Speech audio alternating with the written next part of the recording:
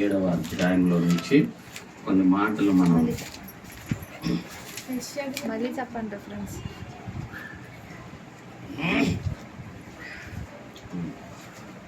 వాక్యంలోనికి కొద్దిసేపు మన వాక్యం ధ్యానం చేసుకుందాం. పరిశుద్ధ గ్రంథంలో అయినటువంటి బైబిల్ గ్రంథంలోనండి ప్రవక్త అయినటువంటి యెషయా గారు రాసినటువంటి యెషయా గ్రంథం 7వ అధ్యాయము 10వ వచనం నుండి 17వ వచనం వరకు చదువుకొని కొద్దిసేపు వాక్యము ధ్యానం చేసుకుందాం. పేజ్ నెంబర్ 573వ పేజ్. యెహోవా ఇంకను ఆహాజునకు ఇలాగ సెలవిచ్చాను, ఈ దేవుడైన యెహోవా వలన సూచనను అడుగును. అది పాతాళమంత లోతైనను సరే, ఊర్ధ్వలోకమంత ఎత్తైనను సరే. ఆహాజు, నేను అడగను, యెహోవాను శోధింపనని చెప్పగా అతడు ఇలాగ చెప్పాడు, దావీదు వంశస్థులారా వినుడి, మనుషులను విసిగించక చాలదనుకుని నా దేవుని కూడా విసిగించుతురా. కాబట్టి ప్రభు తానే యొక్క సూచన మీకు చూపును. ఆలకించుడి, కన్యక గర్భవతి అయి కుమారుని కని అతనికి ఇమ్మానుయేలను పేరు పెట్టును. కీడును విసర్జించుటకును మేలును కోరుకొనుటకును అతనికి తెలివి వచ్చినప్పుడు అతడు పెరుగు తేనెను తినును. కీడును విసర్జించుటకును మేలును కోరుకొనుటకును ఆ బోలునికి తెలుగు రాకమును నిన్ను భయపెట్టు ఆ 2 రాజుల దేశము పాడు చేయబడును. యెహోవా నీ మీదికిని, నీ జనము మీదికిని, నీ పితరుల కుటుంబపు వారి మీదికిని శ్రమ దినములను, ఎఫ్రాయిము యూదా నుండి తొలగిన దినము మొదలుకొని నేటి వరకు రాని దినములను రప్పించును. ఆయన అష్షూరు రాజును నీ మీదికి రప్పించును. దేవుడి వాక్యం మన హృదయంలో ఫలింపచేయనుగా. హల్లెలూయా. ప్రియమైనటువంటి వారులారా, ఈ క్రిస్మస్ దినాల్లో మనం క్రిస్మస్ అనుకుని సంతోషించడానికే మనం ఎక్కువగా ఇష్టపడతాం. కానీ క్రిస్మస్ వెనుకున్నటువంటి పరమార్థం, క్రిస్మస్ అంటే ఏంటి అనేటువంటి దాని ప్రతిపదార్థం, ఇవన్నీ మనం గమనించి గ్రహించాలి. అప్పుడు రక్షింపబడిన విశ్వాస జీవితంలో ప్రతి దినము కూడా క్రిస్మస్ సంతోషమే అనుభవించేటువంటి ఆశీర్వాదాన్ని పొందుకోగలం. మనం చాలా సందర్భాల్లో క్రిస్మస్గా అనుకుని ఒక ఆలోచనలతోనో, లేకపోతే పండగ సందడితోనో, లేకపోతే సంతోషకరమైనటువంటి ఆలోచనలతోనో గడిపేస్తూ ఉంటాం. అసలు క్రిస్మస్కు ఉన్నటువంటి ఆ గొప్ప ప్రాధాన్యత ఏంటి అని అంటే, మనము హృదయముతో దేవునికి కృతజ్ఞతాస్తుతులు చెల్లిస్తూ ఆయన్ను ఆరాధించడమే క్రిస్మస్. దేవుడు అంటే భయము భక్తి కలిగిన ప్రతి వ్యక్తి కూడా అనుదినము జీవితంలో క్రిస్మస్ ఆనందాన్ని అనుభవిస్తూనే ఉంటాడు. అప్పుడప్పుడు ఏదో మొక్కుబడి గానో, లేకపోతే ఆశ్రయించుకుందాం అన్నట్టుగానో, లేకపోతే వెళ్ళాలి అన్నట్టుగా ఉండేటువంటి వారికి మాత్రం డిసెంబర్ నెలలోనే క్రిస్మస్ సంతోషం ఆనందము కలుగుతూ ఉంటారు. ప్రియమైనటువంటి వాళ్ళరా, అసలు ఈ క్రిస్మస్ క్రీస్తు యొక్క ఆగమనం, పరలోకమందు ఉన్నతమైనటువంటి సింహాసనముపై ఆసీనుడైనటువంటి గొప్ప దేవుడు, సృష్టికర్త అయిన దేవుడు, సర్వసృష్టికి ఆది సంభూతుడైనటువంటి మహాదేవుడు ఈ భూమి మీదకి రావాల్సినటువంటి అవసరత ఏమొచ్చింది, ఈ భూమి మీదకి రావాల్సినటువంటి పరిస్థితులు ఎందుకు వచ్చాయి అని మనం గమనించినప్పుడు మనం ఒకసారి అనాది కాలంలోనికి వెళ్ళాలి. దేవుడు ఏదైనా తోటలో ఆదాము అవ్వను చేసినప్పుడు వారిని స్త్రీ పురుషులుగా చేసి, వారిని మంచిగా వారిగానే చేసి వారిని ఆశీర్వదించాడు. ఏమని?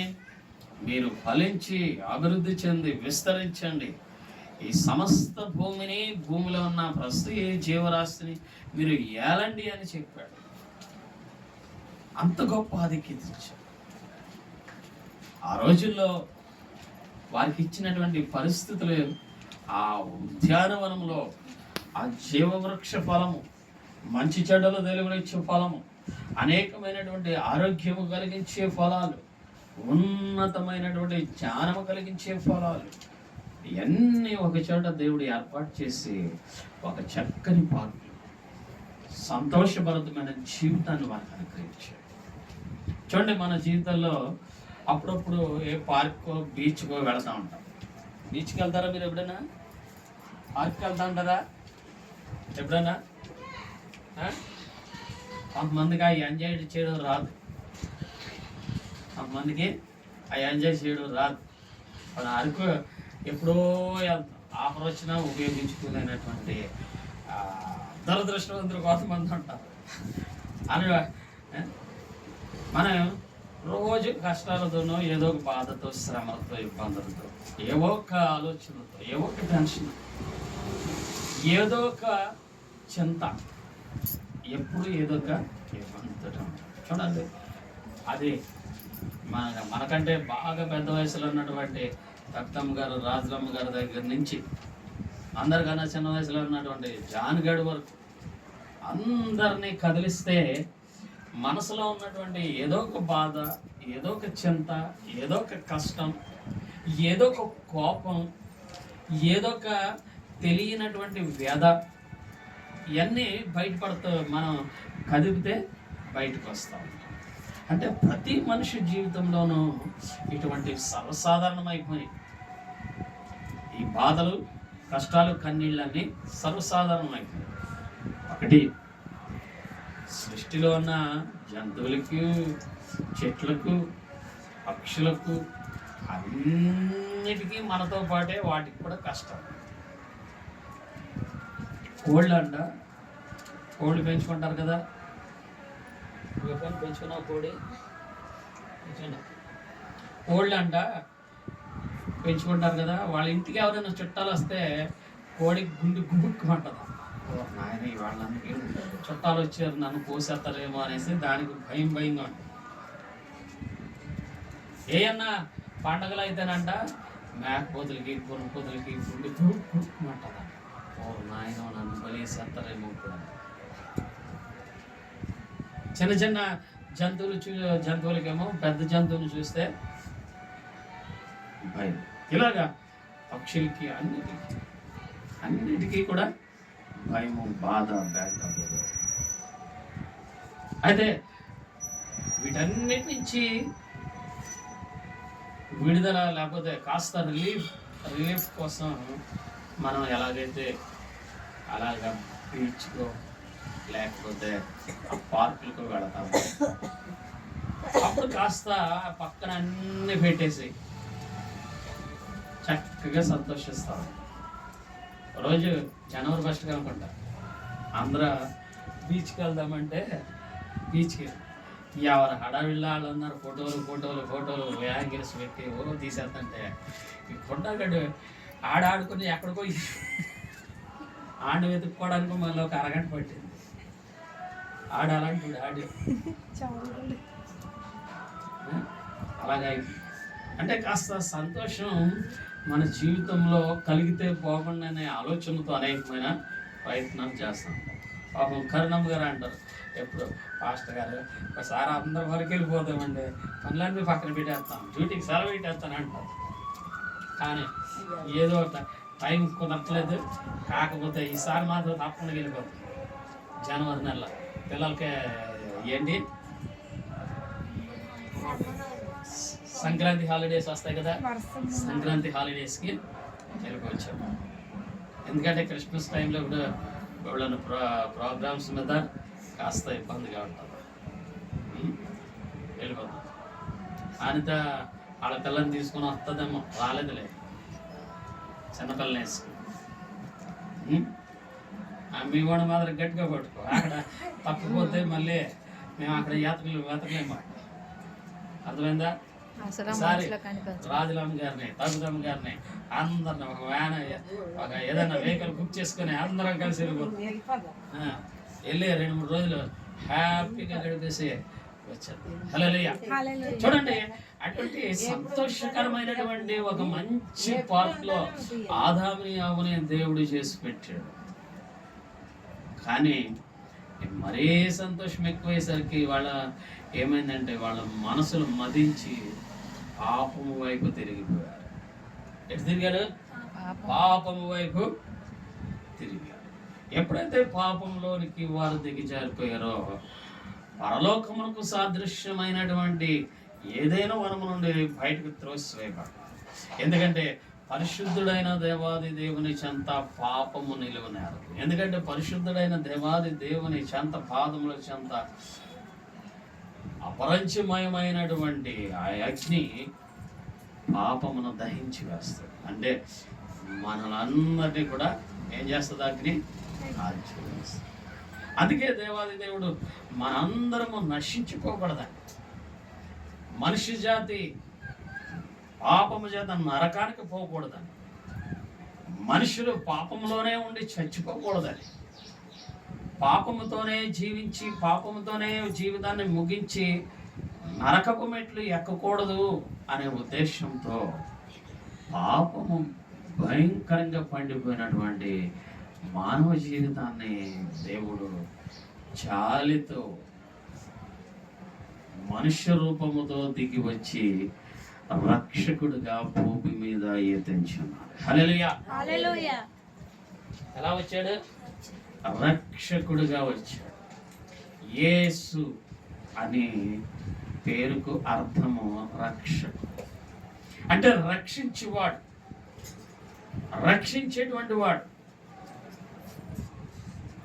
రక్షించేవాడు ఏం చేస్తాడంటే తన ప్రాణము అడ్డుపెట్టైనా రక్షిస్తా ఉంటాడు. చూడండి, చంద్రబాబు నాయుడు గారు, లేకపోతే జగన్మోహన్ రెడ్డి గారు, లేకపోతే ప్రధానమంత్రి నరేంద్ర మోడీ గారు కానీ వారు ఎక్కడికన్నా వస్తున్నారు అనుకోండి, వాళ్ళ చుట్టూ చాలా మంది రక్షించే వాళ్ళు గన్నలు పట్టుకుని ఉంటారు. మనల్ని దగ్గరికి వెళ్ళడం, ఎందుకంటే ఎవరైనా అటాక్ చేస్తారేమో. ఇప్పుడు చుట్టూ ఉంటారు. ఆ మధ్యలో ఉన్న వ్యక్తిని చంపాలంటే ముందు ఏమవుతుంది? ఆ రక్షించే ఆ గన్మెన్స్ కానీ రక్షకులు కానీ వాళ్ళ ముందు బలైపోతాం. వాళ్ళ ప్రాణం అర్పించైనా సరే అతన్ని బ్రతికించడానికి ప్రయత్నం చేస్తాం.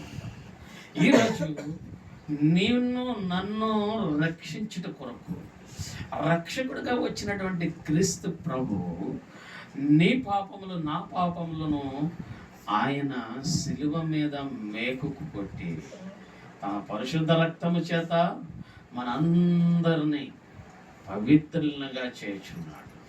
అయితే ఆ పరిశుద్ధ రక్తంలో మనం పవిత్రపరచబడాలి అంటే ప్రభు దగ్గర ప్రభువా నేను పాపిని అని ఒప్పుకోవాలి. నేను పాపిని, నన్ను క్షమించను ఒప్పుకొని చేసే పాపమును చేయకుండా విడిచిపెట్టాలి. పాపము చేయకుండా మనల్ని మనం కాపాడుకోవాలి. మంచిది పరిశుద్ధమైన పవిత్రమైన జీవితం జీవించడానికి మనము ప్రయత్నం చేస్తూ ఉండాలి. క్రీస్తు ప్రభు వారు మన పాపము నుంచి రక్షించడం కొరకు ఈ భూమి మీదకి దిగి వచ్చి ఉన్నాడు.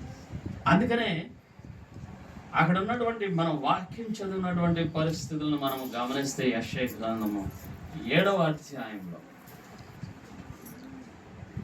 ముందుగానే ప్రవచనము ఏర్పరచబడింది. యేసుక్రీస్తు ప్రభు పుట్టక ముందు 700 సంవత్సరాల పూర్వమే, 740 సంవత్సరాలకు పూర్వము ప్రవక్త అయినటువంటి యెషయా ద్వారా దేవుడు ప్రవచనం పలికించాడు.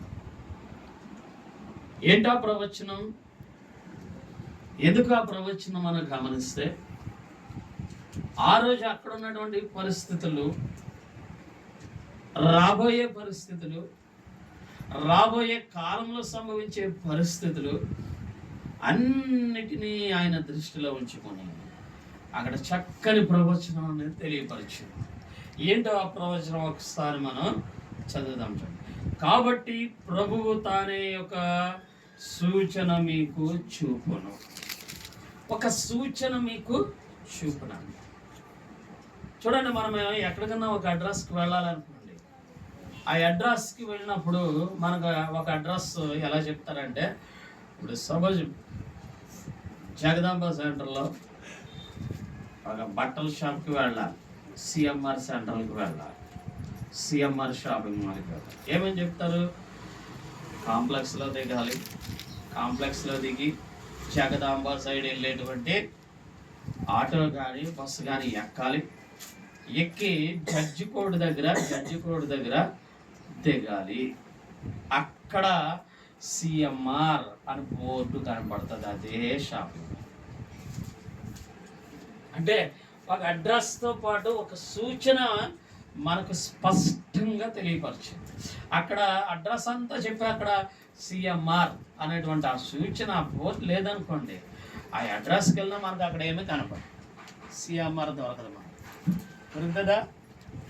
దొరకదు. ఇప్పుడు మనకు అక్కడ సూచన ఏంటంటే సిఎంఆర్ అనే పెద్ద అక్షరాలు, 3 అక్షరాలు బోర్డు మనకు అక్కడ కనిపించేసరికి ఆహా ఇదే సిఎంఆర్ అని లోపలికి.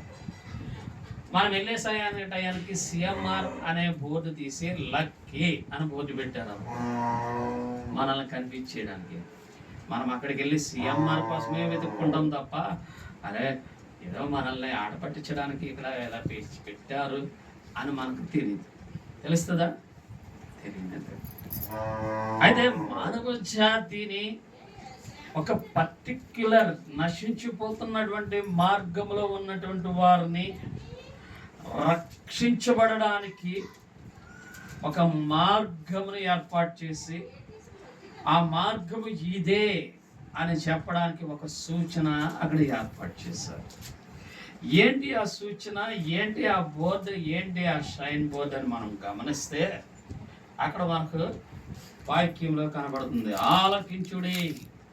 ఏం చేయాలంట? వినాలి. ఆలకించడం అంటే ఏంటి? వినాలి. ఆలకించడం అంటే ఏంటి? చూడమా? ఆలకించడం అంటే వినడం. ఏం వినాలి? ప్రవచించేటువంటి ప్రవచనం, ప్రకటించబడేటువంటి దైవ గ్రంథంలోని వాక్యం మనం వినాలి. వింటేనే కానీ మనకు తెలియదు. వినకుండా మునుపటికి ఒక సామెత ఉంటుంది. ఒక జమీందారు గారు ఉన్నారు. ఆ జమీందారు గారి దగ్గర పుల్లయ్య అనేటువంటి ఒక ఆయన పని చేస్తున్నాడు. రాత్రి అయింది, పనులన్నీ అయిపోయాక జమీందారు గారు పడుకున్నప్పుడు ఆ సేవకుడు లేకపోతే ఆ దాసుడు లేకపోతే ఆ పనివాడు జమీందారికి కాళ్ళు నొక్కుతున్నాడండి. నొక్కుతుంటే అప్పుడే జమీందారు గారు అన్నారట, అరే పుల్లయ్య, రేపు వేమవారం వెళ్ళి రావాలరా అన్నారంట. ఎక్కడికి వెళ్ళి రాలే? వేమవారం. అదే ఊరు. జమీందార్ గారు పుల్లయ్యతో ఏం చెప్పాడంటే, పుల్లయ్య రేపు వేమవారం వెళ్ళే పని ఉంది, వెళ్ళాలి అని చెప్పాడు. సరేనండి అన్నాడు. సరే అనేసి పడుకుండిపోయారు. జమీందార్ గారు పడుకున్నారు, ఆ పుల్లయ్య కూడా పడుకున్నాడు. పుల్లయ్య తెల్లవారుజామున 3 గంటలకు లేచి గబగబా పందంపులతో మొహం కడిగేసుకొని, పళ్ళు చేతం వేసుకొని, చక్కగా తలదూకొని, లింగి పట్టి కట్టేసుకొని, ఒక టవల భుజం మీద వేసుకొని వెళ్ళిపోయాడు. ఎక్కడికి? వేమవరం. జమీందారు గారు లెగిసి, ఏది పుల్లయ్యాడు అంటే వెళ్ళమని చెప్పాను, వెళ్ళాలి పని మీద అంటే పంపించాలి, ఆడికి ముందే చెప్పేటాను, ఇటు ఎక్కడికి వెళ్ళిపోతాడని ముందే చెప్పాను, రేపు వేమవారం వెళ్ళే పని ఉందని చెప్పాను, ఏమైపోయాడు అని వెతుకుతున్నాడంట. ఎక్కడో కనపడలేదు. సరిగ్గా తెల్లారిపోయింది. 7 అయ్యేసరికి పుల్లయ్య చక్కగా వస్తున్నాడంట. అరే పుల్లయ్య ఎక్కడికి వెళ్ళిపోయారా నీకోసం? అదేంటే గారు వేమవారం వెళ్ళమన్నారు కదా, వేమవారం వెళ్ళి వచ్చేసాను అన్నాడు. వేమవారం వెళ్ళొచ్చేసాడంట. ఈ బుల్లిరాజుకి అర్థం కాలేదు. ఇంకా వేమవారం వెళ్ళొచ్చేసాడంట. రే ఎందుకు వెళ్ళొచ్చారా? నేను వెళ్ళాలని చెప్పినే కానీ నేను చెప్పిన పని ఏంటో నువ్వు వినకుండా ఎక్కడికి వెళ్ళి వచ్చేసావు. పెట్టకుండానే ఇంకా పని చెప్పలేదు. ఏం చేశాడు? వ్యాపారం వెళ్ళేసి ఇప్పుడు మళ్ళీ ఏం చెప్తాడు ఆయన? ఇప్పుడు పని చెప్పి వెళ్ళిరా మళ్ళీ. చూడండి, మనం మన జీవితంలో కొన్ని బుద్ధి లేని పనులు, అజ్ఞానపు పనులు, తెంగర పనులు, ఇవన్నిటి వల్ల కొన్ని మనము మన జీవితంలో నష్టాలు చవి చూస్తూ పొందవలసినవి పొందలేక ఇబ్బందులు పడిపోతూ ఉంటాం. అందుకే ఈ తింగర్ చేష్టలు ఉన్న మనుషులు ఉన్నారనే దేవుడు ప్రత్యేకమైనటువంటి సూచన చూపిస్తున్నాడు. ఏమని ఇప్పుడు చదువు, ఆలకించుడి, కన్యక గర్భవతి అయి కుమారుని కని అతనికి ఇమ్మానుయేలని పేరు పెట్టును. ఏమని పేరు పెడతారంట? ఎవరికంట? కన్యక గర్భవతి కుమారుని కని. కన్యక అంటే పెళ్లి కానుడు మాత్రమే కన్యక. పురుషుని సాంగత్యము ఎరగనటువంటి వారు కన్యక. పెళ్లి కానందరాన్నే కన్యకలు ఆమె. పురుషుని సాంగత్యము లేనటువంటి స్త్రీ కన్యక. కన్యక గర్భవతి అయి కుమారుని కంటారు. అంటే పురుష సాంగత్యము లేనటువంటి ఒక స్త్రీ, ఒక అమ్మాయి గర్భము దాల్చి కుమారుని కనడము అంటే అది దైవాంశభూత సంబంధమైనదే తప్ప మనుష్య సంబంధమైనటువంటి క్రియ కాదు. కన్యకలోనికి పరిశుద్ధాత్ముడు దేవుడు ఏంటంట? ఆత్మ స్వరూపుడు. పరిశుద్ధాత్ముడు, ఆత్మస్వరూపి అయిన దేవుడు ఆ గర్భంలోనికి ప్రవేశించి అక్కడ మనుష్య పిండముగా ఎదిగి మనిషిగా భూమి మీదకి రావలసినటువంటి అగత్యాన్ని, రావలసినటువంటి ప్రణాళికను దేవుడు ముందుగానే ఏర్పాటు చేశాడు. అందుకనే ఈ ప్రవచనాన్ని మనకు తెలియపరుస్తున్నాడు. ఇప్పుడు మనం గమనిస్తే కన్యకలోనికి పరిశుద్ధాత్ముడు ప్రవేశించి అక్కడ ఒక మానవ పిండముగా రూపించుకొని ఇప్పుడు మనిషిగా భూమి మీదకి ప్రవేశించాడు. మనం అనుకోవచ్చు, దేవుడు రావాలంటే ఆయన ఇలా దిగొచ్చి మన మనిషిలాగా అయిపోవచ్చు కదా. కానీ సృష్టి ధర్మాన్ని దేవుడు ఏర్పాటు చేశాడు. ధర్మాన్ని దేవుడు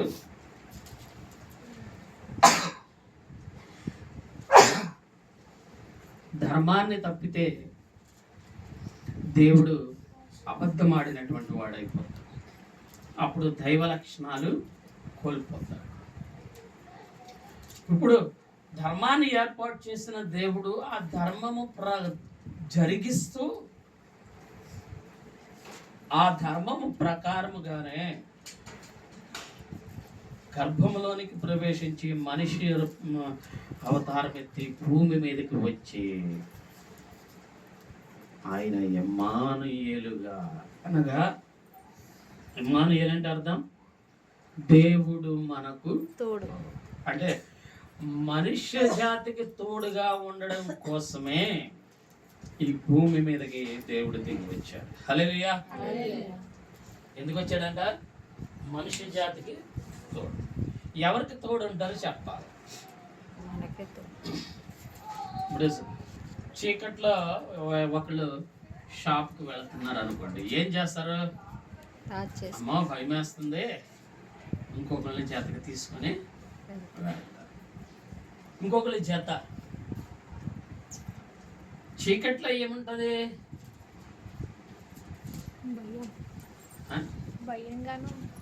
చీకట్లో ఏదైనా ఏదైనా గమ్మున ఇలా కదిలినా మనము భయపడతాం. చెట్టు కదిలినా, అక్కడ ఏదైనా బట్టలు కదిలినా గబక్కన మన నీడను మనం చూసుకునే భయపడుకుంటాం. భయం ఎప్పుడు మనిషిలో సంభవిస్తుందంటే పాపము మనిషిలో ఉన్నప్పుడు భయం సంభవిస్తుంది. అంటే దాన్ని ఉదాహరణకు చూపిస్తున్నాను. చీకటి ఇప్పుడు మనిషికి తోడు కావాలి, అప్పుడు మనిషి ధైర్యంగా. అయితే క్రీస్తు ప్రభువు ఇమ్మానుయేలుగా భూమి మీదకి దిగి వచ్చి మనిషిని చీకటిలోను మరణ ఛాయలోను కూర్చున్న వారికి, చీకటిలో అంటే శ్రమలు, కష్టాలు, పాపం, సాదృశ్యం. మరణం అంటే పాపము వలన వచ్చిన జీతం మరణం. మరణములోను కూర్చున్న వారికి ఆయన వెలుగిచ్చుటకు అరుణోదయ దర్శనమును అనుగ్రహించాడు. హల్లెలూయా. ఆయన వెలుగు ద్వారా మనకు తోడుగా ఉండడానికి ఇమ్మానుయేల్ అనే పేరుతో భూమి మీదకి వచ్చి ఉన్నాడు. అంటే తోడుగా ఉండే దేవుడు. హల్లెలూయా. పాపములో నుంచి విడిపించి తోడుగా ఉండేవాడు. కష్టములోను, నష్టములోను, బాధల్లోను విడుదలనిచ్చి తోడుగా ఉండేవాడు. ఈ లోక సంబంధమైన ప్రతి పరిస్థితిలోనూ తోడుగా ఉండే దేవుడు. ఏంటది? పడ్డాడు. తోడుగా ఉండే దేవుడు ఇమ్మానుయేలు. కాబట్టి ప్రియమైనటువంటి వాళ్ళారా, మనకు తోడుగా ఉన్న దేవుడు మన కోసం భూమి మీదకి మనిషిగా హల్లెలూయా. హల్లెలూయా. హల్లెలూయా. హల్లెలూయా. హల్లెలూయా. హల్లెలూయా. ఇప్పుడు చూడండి, జాన్ గడికి తోడు ఎవరయ్యారు? పడ్డా జాన్ గడికి అలా అమ్మ తోడుగా. అలాగే పడిపోయిన మన జీవితాలకు తోడుగా క్రీస్తు ప్రభువారు ఈ భూలోకానికి రక్షకుడిగా వచ్చి మనల్ని రక్షించడానికి ఆయన శిలువ మ్రాని మీద తన పరిశుద్ధ రక్తముతో పాటు ప్రాణమును కూడా అర్పించి ఉన్నాడు. హల్లెలూయా. కాబట్టి ఇంకనూ మనము రక్షణ లేకపోతే రక్షింపబడాలి. రక్షించబడి మనము తొట్టిపడుతూ ఉంటే గనక మన జీవితాన్ని మరలా ప్రభుతో అనుసంధానం చేసుకొని రక్షణ మార్గమును కొనసాగించాలి. అప్పుడు దేవాది దేవుడు ప్రతి సందర్భంలో, ప్రతి విషయంలో, ప్రతి స్థలంలో మనకు ఇమ్మానుయేలుగా ఉంటాడు. ఆయన తోడుగా ఉంటే ఈ లోకంలో మనం జయించలేనిది లేదు. ఈ లోకంలో మనల మీద ఏలుబడి ఏది చేయలేదు. ఈ లోకంలో మనల్ని ఏది శాసించలేదు. అప్పుడు దేవుని కృప ఒక దినం మనల్ని ఆయన పరలోక రాజ్యంలో నిలబెట్టే మహాశక్తి గల మహిమ కార్యం మనం అనుగ్రహిస్తాం. హల్లెలూయా. కాబట్టి ప్రియమైన వాళ్ళారా, ఈ రక్షణ కార్యము ఈ ఇమ్మానుయేలును ఎరగనటువంటి వారికి నీవు నేను తెలియపరచవలసిన బాధ్యత మన మీద. వారు నశించిపోకుండానట్లు వారికి మనము తెలియపరచాలి, మనం అనుభవించాలి, ఇతరులకు తెలియపరచాలి. అప్పుడు మనకు మన జీవితాలకు ఇమ్మానుయేలుగా దేవుడు సదాకాలము తోడుగా ఉంటాడు. హల్లెలూయా. అట్టి కృప దేవుడు మన అందరికీ అనుగ్రహించును గాక. ఆమేన్. ప్రార్థన చేసుకుందాం. పరిశుద్ధుడైన తండ్రి, మహోన్నతుడా, మాకు ముందుగా సూచన ఇచ్చి ఇమ్మానుయేలుగా భూమి మీదకి వచ్చి మమ్మల్ని రక్షించిన మంచి దేవుడు, ఇకను కూడా మాకు తోడుగండి, మమ్మల్ని బలపరచుమా. ఈ లోకంలో ఇంకనూ చీకటిలోనూ మరణ ఛాయలోనూ కూర్చున్న వారికి నీ వెలుగును అనుకరించి రక్షించి మీరు మహిమ పొందుతున్నాం. మహిమ, ఘనత, ప్రభావములు మీకు అర్పిస్తూ మా ప్రభును ప్రియరక్షకుడు సర్వశక్తిమంతుడు క్రీస్తు యేసు శక్తిగల నామములో ప్రార్థిస్తున్నాం. ఆమేన్. ప్రభు